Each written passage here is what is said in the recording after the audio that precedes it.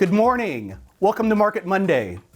Well, last week the Fed hiked 0.25% as widely expected, bringing the overnight rate to the 5.25 to 5.5% range. We'll allow that news, or should I say noise, to breathe a little bit before jumping in. In other news, the S&P 500 stock market has regained about 75% of the ground that it lost last year. Looking back at prior rebounds and bear market rallies, where the market bounces back only to fall back again amid a generally falling market, we see that bear market rallies tend to fade when they rebound about 50 to 60% of what they lost.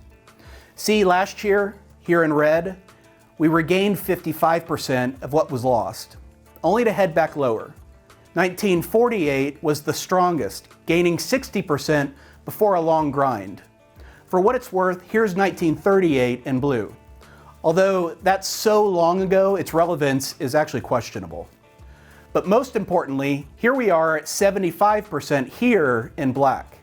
And it appears that level of rebound tends to mark new bull markets rather than bear market rallies. But who would have thought?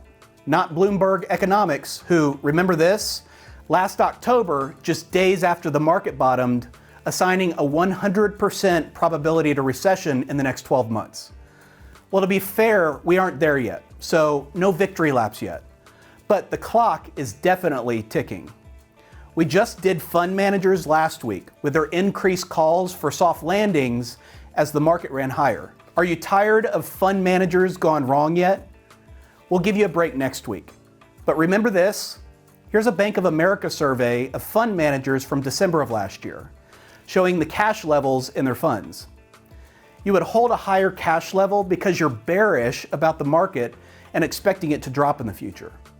Higher cash levels than COVID, global financial crisis, and right about in line with the dot-com crash and Twin Tower terrorist attacks.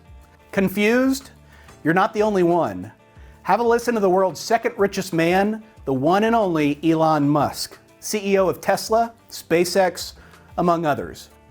I mean, one day it seems like the world economy is falling apart, and the next day everything's fine. I don't know what the hell's going on, to be totally frank. I wish I did. If he's confused, let's not beat ourselves up too much. We're naturally a risk-adverse species. That's what allowed us to survive for so long. But now we're all in this giant experiment together where we pump negativity into that species 24/7, 365. And we're living real time with a result. That's what we're here for, week in and week out. But rather, let's refocus, bolster our perspectives, and keep charging ahead. Speaking of charging ahead, anytime new technologies emerge, it can be hard to grasp the profound impacts that those technologies will have on our lives in all the years ahead and decades ahead.